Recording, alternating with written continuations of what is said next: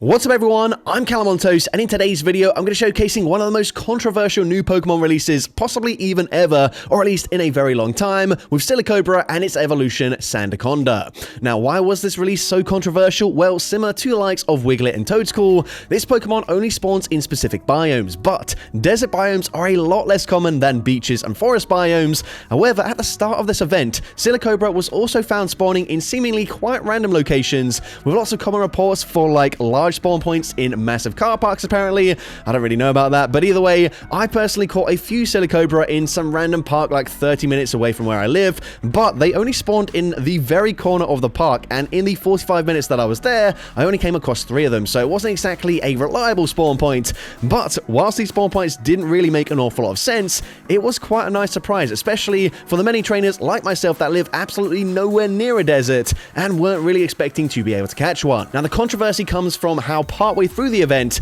with no announcement, Silicobra just stopped spawning in all of these locations. I think that is the important thing, that there was no announcement initially, because a lot of people will have planned to maybe make a day trip to some of these confirmed spawn points, only to find out that they were no longer spawning there at all, and it was all just a huge shambles. Anyways, are you actually really missing out on much if you didn't manage to catch one? Well, not really, as of course Mud Slap was nerfed this season. This Pokemon does also learn Mud Shot, which got buffed this season. However, pairing it with Wrap, it doesn't really make an awful lot of sense, because Wrap really works when you've got some high fast move pressure. Of course, there are quite a lot of teams that aren't really expecting heavy ground type fast move pressure because of the Mud Slap nerf, which does give this Pokemon a small niche, but there are still plenty of far better Mud Slappers out there. For this video, I'm pairing it with 2 other serpent-like Pokemon that both got buffed this season, with Shadow Milotic and Shadow Gyarados. Now with that very long intro out of the way, let's finally get into the question of the day. Did you manage to catch a Silicobra during the recent event, and what are your thoughts on how its release was handled? Let me know in the comment section down below, and with that being said, let's get into the battles now.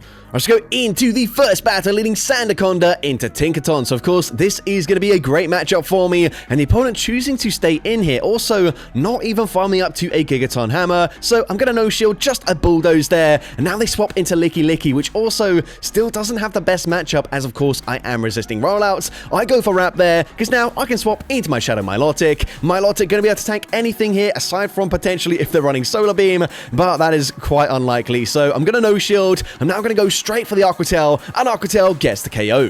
The opponent's now going to come in with their final Pokemon, an Empoleon, which obviously Milotic going to be completely walled. However, that sets up Sandaconda for a very comfortable sweep here. All I need to do, no shield, the opponent gets the KO with the Drill Peck. We can come in with the Sandaconda, and this is what I was mentioning. A lot of trainers at the moment just disrespecting the fast move pressure from the ground typing, because Mud Slap did get nerfed, but now we're able to Mud Slap, farm down the Empoleon, and now I can just spam out Wraps. Wrap, of course, is resisted damage, but it's going to drop the defense, meaning Mud Slap, whilst yes, not dealing as much damage this season, it is really going to add up. They're forced to no-shield the next move. We get the full Mud Slap farm down, and I'm able to take that game. So, GG's up on there into the next battle. We're going to see Sandaconda into Altaria. Now, Altaria is a really tricky Pokemon for me to deal with. I'm going to swap into my basically only real answer in the form of Dragon Breath Shadow Gyarados. Of course, Milotic, I could also run it with Dragon Tail, but I did want to run at least one buffed move on each of my 2 Pokemon in the back line. So, we're going to spam out these Twisters, and the opponent is just going to fire off the charge move. At this point, I realize I can actually shield it. If they full send the Shadow Ball, I'm going to outpace them to the next charge move, and with the Dragon Breath damage and the Twister, I've actually put them into range where just a resisted Aqua Tail can get the KO. Now they come back in with the Altaria, and I'm going straight for Twister. Of course, I could have gone for an Aqua Tail straight away. However, I do expect the opponent to shield once and then try and commit to a full Dragon Breath farm down. I'm now going to come in with the Shadow Milotic, as even in its Shadow form, it has some decent bulk here. I should just barely live 2 Sky Attacks. However, I'm not entirely certain that I will reach a charge move. So again, just going to no-shield. I'm hoping that they are weak to the ground typing in the back, and the opponent is, they've got a Tinkaton, of course. After its community day, this Pokemon is going to be very common in the Open Great League. I'm going to shield the Gigaton Hammer. I'm now going to look to overfarm. I don't even want to tank a Bulldoze, to be honest, just in case they do end up dropping my defense. But Earth Power gets the KO. They come back in with the Altaria, and Wrap, this is non-stab. It's not exactly a hard-hitting move, but it does just barely take out the Altaria, and I'm able to take that game. So, GG's when there is the next battle. I see Shadow Fortress in the lead. This is a great lead matchup for me, as of course I am resisting the Volt Switch damage. Santoon, whilst yes it did get buffed this season, really isn't going to deal much damage here, and now I can just full send an Earth Power. Earth Power is going to hit for neutral damage. The opponent is going to shield the first Earth Power, and they can very quickly reach a second Santoon. However, I still don't need to shield this, and even double debuff, they're not going to be able to Volt Switch farm me down. So at this point, I'm now going to fire off a Wrap. I expect the opponent to just double shield their lead Pokemon, which they're going to do. However, we can now snipe with the Shadow Milotic. They lose all of that energy as they come in with a Credilli. And of course, Credilli has a pretty decent matchup here, but I've got a 2-shield advantage. I fire off the Aqua Tail. We do get them fairly low. We get them into the yellow health range here. They're going to fire off a Rock Tomb bait, which is quite expected, but then they swap out of that matchup, trying to catch an Aqua Tail onto Hakamoto. I fire off the Wrap. My switch clock is now up. We can come in with the Shadow Gyarados, and I'm actually able to reach a Twister before they get to the Rock Tomb. Twister gonna get the KO, and that should be game over. The opponent will just barely outpace me to a Rock Tomb, but it doesn't really matter. I can just safely shield up the Rock Tomb, go straight for the Aqua Tail, and even with a debuff from this range, Shadow Gyarados gets the KO with the Aqua Tail up against the Credilli, and I'm able to take that game. So, GG's opponent there is the next battle. We're going to see Greninja in the lead. So, of course, not a great matchup for me. I am going to stay in initially here, potentially look to try and catch a Charge Move. However, I am going to allow them to throw the first one. They do full send a Hydro Cannon. Now, I'm going to fire back with a Wrap straight away. Wrap, not going to be enough damage to get the KO, but it will debuff them. I tried to catch the next Charge Move. However, the opponent holding onto the energy and then firing off a Night Slash. They're now going to come in with Altaria, and again, unfortunately, I don't have the best coverage here. Milotic does technically learn Blizzard, however, I don't think there's any point in over-farming here because the opponent could just throw a Charge Move before I get there. Either way, I am going to force them to throw some energy as they go for the Sky Attack, and I'm now going to come in with my Shadow Gyarados. I can probably just barely tank a Sky Attack here. However, I'm going to shield anyways. A Sky Attack should be doing more damage than a potential Night Slash, but I'm going to swap out. I'm hoping I have just got a resisted Rock Slide onto Sandaconda, and I'm able to do exactly that. However, I am getting very low. The opponent is going to throw straight away, but Sandaconda able to win CMP. Earth Power dealing big damage. And at this point, I have put them into Dragon Breath farm down range. However, my problem here is that Greninja is just one away from a Charge Move. And of course, I'm going to lose CMP in that matchup. So it doesn't matter that I've got 100 energy here. I can throw the Charge Move. The opponent can now just throw a Night Slash. And Night Slash is going to win them CMP. And unfortunately, whilst that was probably the best I could have played out that matchup, we are still going to go down to the Night Slash. And unfortunately, I do lose that game. But GG's when they're into the next battle, we see Wigglytuff in the lead. So, of course, not an amazing matchup for me since they are likely going to be on Icy Wind. But I'm going to throw a Wrap on CMP, able to win CMP. And because they are very likely to go for an Icy Wind, I'm able to grab a shield there as the opponent is now going to look to debuff my attack stats. But because we bait with a Wrap there, I don't expect the opponent to shield the next Charge Move. And I'm able to win CMP once again, this time firing off the Earth Power. And Earth Power gets the KO. I'm now going to swap out straight away into my Milotic. And the opponent going to come in with a Primate before eventually swapping into Tinkaton. And now that's the thing. I don't really have too much of an issue with Tinkaton. Of course, Sandaconda, very good matchup. Milotic, also a pretty decent matchup here, as I am going to resist Gigaton Hammer. We can go for the Aqua Tail. We farm up to 2 more Aqua Tails before throwing. That way, if they no shield, we've still got another Aqua Tail already loaded for the Primate coming back in. And then we can just swap straight away into Shadow Gyarados. And I should just barely be able to tank the first Charge Move, shield the next move, and barely outpace them to an Aqua Tail before they reach another Rage Fist. The opponent goes for Rage Fist number 2, and we can get there just before them. Aqua Tail will be enough damage, of course, to take out the Primeape, and I'm able to take that game. So, GG's when there is the next battle. We're going to see Sandaconda into Shadow Greninja this time around. So, we are going to stay in this matchup initially once again. This time, I swap out straight away, hoping they would throw immediately. However, they don't. And unfortunately for me, they come in with a Gourgeist, which is a really good response here. However, Seed Bomb, not enough damage to get the KO. And if the opponent tries to commit to a full Incinerate farm down, well, that is resisted damage. And will actually allow me to reach 3 Aqua Tails here before they quite get that full farm down. However, if the opponent wants to shield once and then just just commit to the farm down, they're going to come out with so much energy, which is certainly not going to be ideal. But we go for the Octail, we grab that shield advantage. I'm just going to sacrifice Sandaconda. Honestly, it doesn't have much play into Greninja, and the opponent, I believe they banked a ton of energy as well. So we're now going to swap out, get the Dragon Breath farm down, which is huge for me, but let's see what they want to do. They're going to come in with a Clodsire, so Gyarados does have some play here. However, I think over time, eventually, the Poison Sting damage will put me into range where a single Night Slash will KO. However, we're going to go for back-to-back Octails before they can fire off a first charge move, and now I'm able to grab that shield there. But we do need to overfarm quite considerably in this matchup. They do, of course, have the opportunity to swap out. I tried to catch the charge move, but the opponent doesn't throw straight away, and as a result, they've got back-to-back Night Slashes. I need to live this, but unfortunately, I'm not going to be able to do so. Shadow on Shadow. They also get the unnecessary Night Slash boost there, and I do end up losing that game. But GG's opponent there into the next battle. We're going to see Shelgon in the lead, so this isn't the best matchup for me, as Twister is just a really good move. And unfortunately, Wrap just not going to deal much damage. However, I don't expect them to shield here, and if they do, I can just snipe them with my Gyarados. So we go for Wrap. Wrap going to be no shielded, and now we can come in, snipe, actually get the Dragon Breath farm down before they can react, and now they come in with a Licky Licky.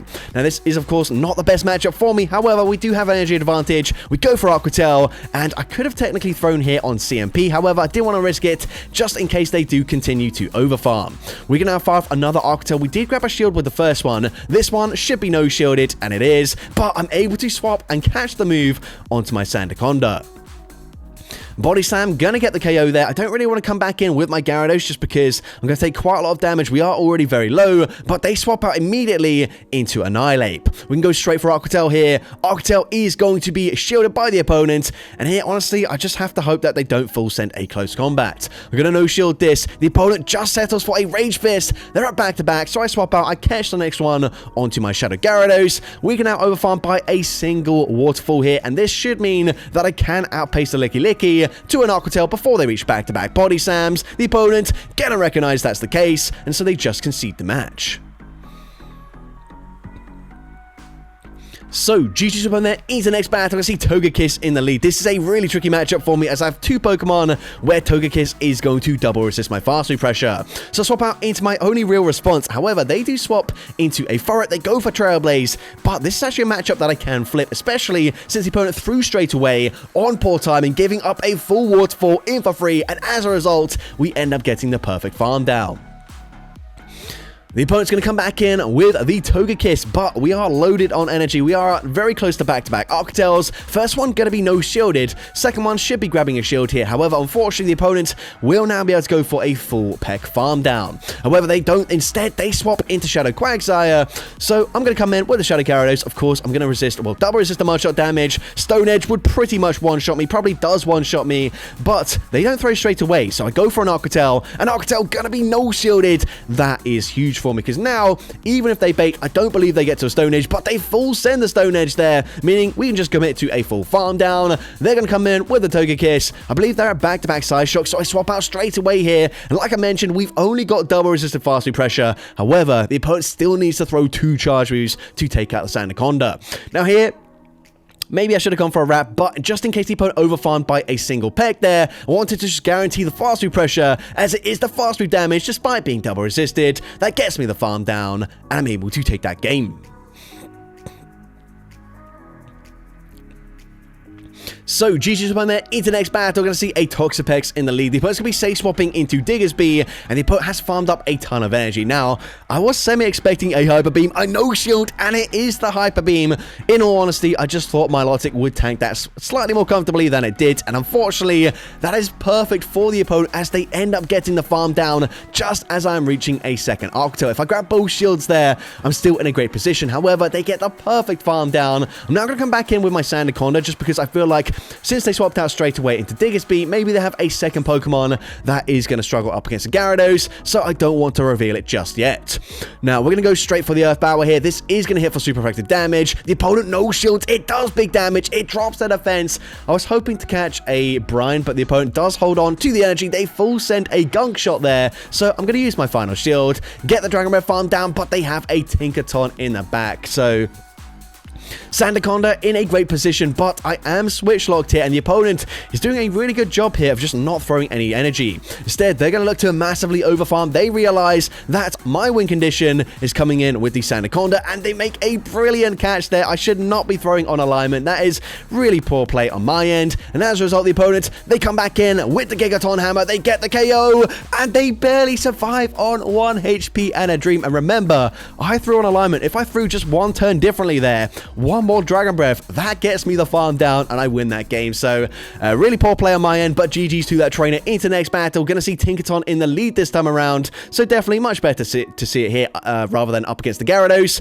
But we're gonna shield the first charge move as they do farm up to the Gigaton Hammer, and they full send it. However, they are clearly core broken by Sandaconda as they come in with a Volt Switch Fortress. We go straight for the Earth Power, dealing decent damage, and at this point, I'm just gonna no shield. As we mentioned already, these Sand Tombs, they're not really going to add up much, and I don't need to, of course, worry about them farming me down either, as of course, I am still double resisting the Volt Switches, and Volt Switch also is non-stab. I'm going to swap out straight away here. They actually came back in with the Tinkaton, which is quite surprising, but now we can come in with the Shadow Milotic. They actually just go for a Bulldoze bait. I don't really mind that at all, and now they swap into Licky Licky. I'm going to go straight for Wrap here because Wrap, whilst it's not going to do as much damage as the Alcatel, it is going to drop the defense, meaning this next Alcatel is going to deal quite a lot of damage here. Alcatel going to be no-shielded, and at this point, that's already game over. Whilst Gyarados, yes, does struggle slightly up against the Tinkaton. If we get the Dragon Breath farm down, a Gigaton Hammer is not going to get the KO just yet, so we can now just go and spam out these Alcatels. Alcatel number 1, of course, should be grabbing the first shield here, but if the opponent wants to look to overfarm, I'm going to reach another charge move, and Sandaconda, I believe, already has an Earth Power loaded, so Alcatel number 2 is actually a CMP tie there, which is perfect for me. The opponent doesn't quite get the KO there, doesn't really matter. I'm swapping out Earth Power, going for the snipe. Earth Power gets the KO, one more Mud Slap, gets the full farm down, and I'm able to take that game. So, GG's up in there into next battle. I'm going to see a Shadow Jumpluff in the lead. That is a really difficult lead matchup for me. However, the opponent not going to farm up to a potential Acrobatics or an Energy Ball. Instead, just settling for an Aerial Ace, which I don't really mind, which means now I can look to overfarm. One of the benefits of using a Pokemon that, honestly, hardly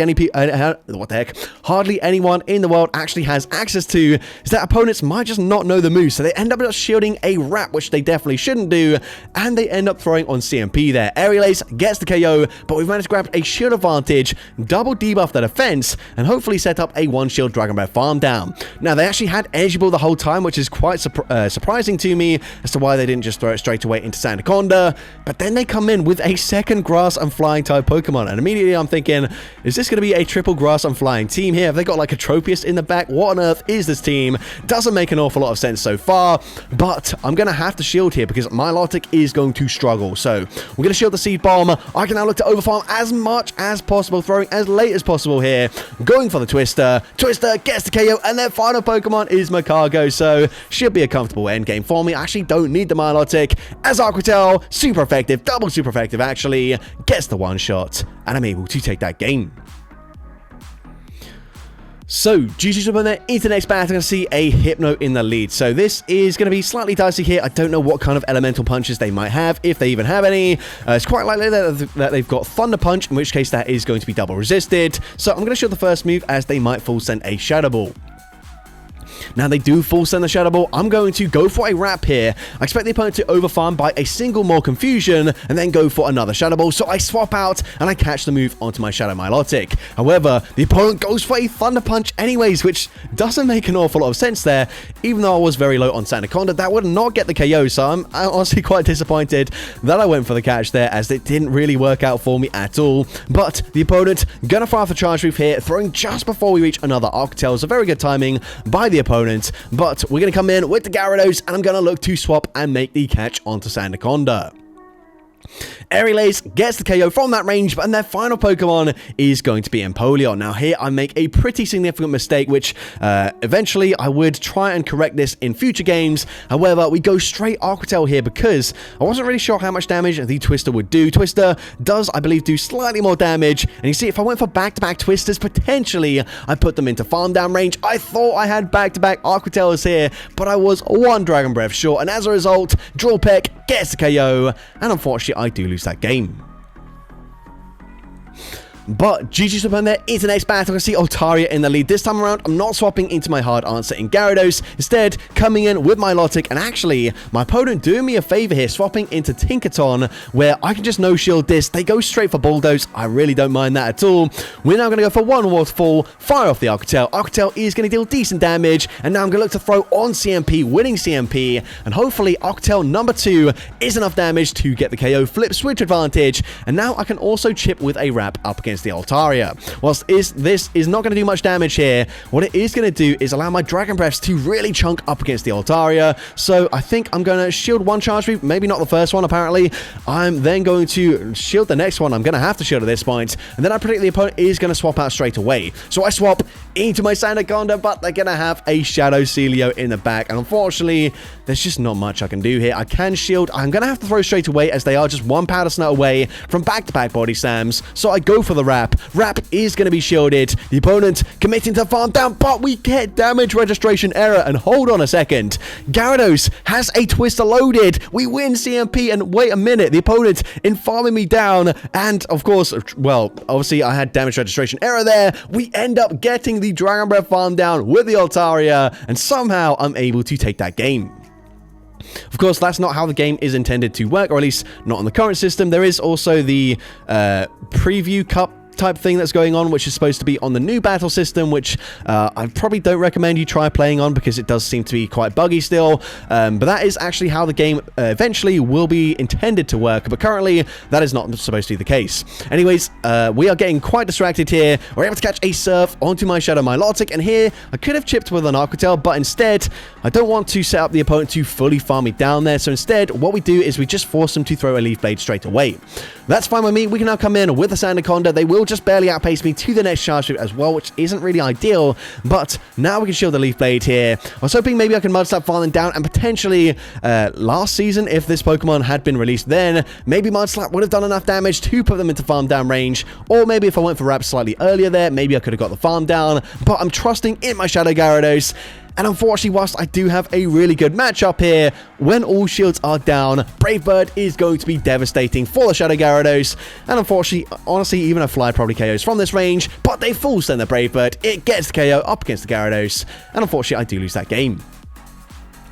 But GG's up on there into the final battle of this video, leading into Mightyena. So as soon as you see a Mightyena in the lead, you can often expect to see like a Steelix and a Wigglytuff, some sort of really toxic core in the backline, where Mightyena is just going to try and double shield and farm its way through that first matchup there, but actually they end up swapping into Fortress, so maybe this is their Steelix replacement. I'm not really sure. Either way, I'm not going to bother shielding here. The opponent going to go for Sand Tomb, and then I'm actually going to play this quite strangely, but I'm going to swap and catch the next Sand Tomb onto my Shadow Gyarados. I also waited one turn just to make sure the Volt Switch damage landed on the Sandaconda before I swapped out there, but unfortunately they're going to have Azumarill in the back, so whilst we do have a lot of energy, it's not really going to be that useful into Azumarill, as they are going to resist or double resist everything we can possibly throw.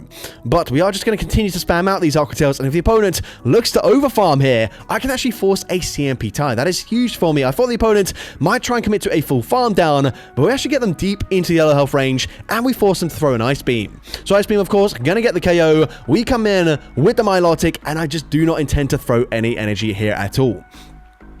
Instead, I'm going to look to build up a ton of energy. I might even try and catch a Charge Reef onto Sandaconda, because honestly, I couldn't really remember how much energy I had here. So the opponent goes for Play Rough. They come back in with the Mightyena, but we have 100 energy, meaning we can go for Waterfall, go for back-to-back Arctels here, and we already have a third Arctel loaded. So the opponent doesn't have a Poison Fang or a Crunch just yet. So Arctel number 3, gonna get the KO. We can Waterfall, farm down the Azumarill, so the opponent just concedes the match.